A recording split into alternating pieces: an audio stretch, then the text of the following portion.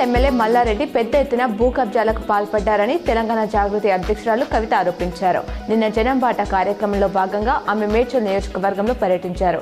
నేను పూలమ్మినా పాలమ్మినా అని చెప్పే మల్లారెడ్డి ఎన్నో ఎకరాల భూమిని కబ్జా చేశారు. ఆయన కాలేజీలు యూనివర్సిటీలు తప్ప ప్రజలు బాగుపడలేదని విమర్శించారు. వరి సేకరణలో దేశంలోనే అగ్రస్థానంలో తెలంగాణ కొనసాగుతుందని మంత్రి ఉత్తమ్ కుమార్ రెడ్డి తెలిపారు. ఈ సీజన్లో ఇప్పటి వరకు 41.6 లక్షల టన్నుల వరి కొనుగోలు చేసినట్లు వెల్లడించారు. తెలంగాణ ప్రభుత్వం ప్రతిష్టాత్మకంగా నిర్వహిస్తున్న రైజింగ్ గ్లోబల్ సమిట్ 2025కు ఏపీ సీఎం చంద్రబాబు నాయుడు శుభాకాంక్షలు తెలిపారు. ఈ రోజు రేపు జరిగే ఈ సదస్సు తెలంగాణ అభివృద్ధి పురోగతి ఆవిష్కరణలకు వేదిక కావాలని ఆకాంక్షిస్తున్నానని ఎక్స్లో పోస్ట్ చేశారు.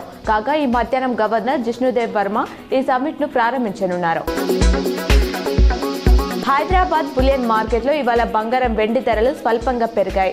24 క్యారెట్ల 10 గ్రాముల గోల్డ్ రేటు ₹270 పెరిగి ₹1,30,420కి చేరింది.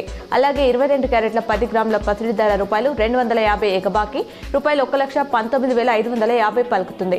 అటు కేజీ సిల్వర్ రేటు ₹2,100 పెరిగి ₹1,98,000గా ఉంది.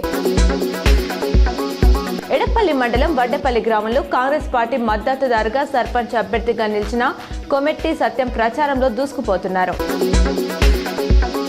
సాలూరా మండలంలోని కుమాన్పల్లి గ్రామంలో సర్పంచ్ ఎన్నికలు ఆసక్తికరంగా మారాయి. గతంలో సర్పంచ్గా పనిచేసిన శ్రీనివాస్ రెడ్డి కాంగ్రెస్ నేతగా ఈసారి రిజర్వేషన్ అనుకూలంగా రావడంతో స్వయంగా బరిలోకి దిగారు. ఆయన మేనల్లుడు మహేందర్ రెడ్డి బీఆర్ఎస్ తరఫున పోటీకి రావడంతో మామ అల్లుళ్లు ప్రత్యర్థులయ్యారు.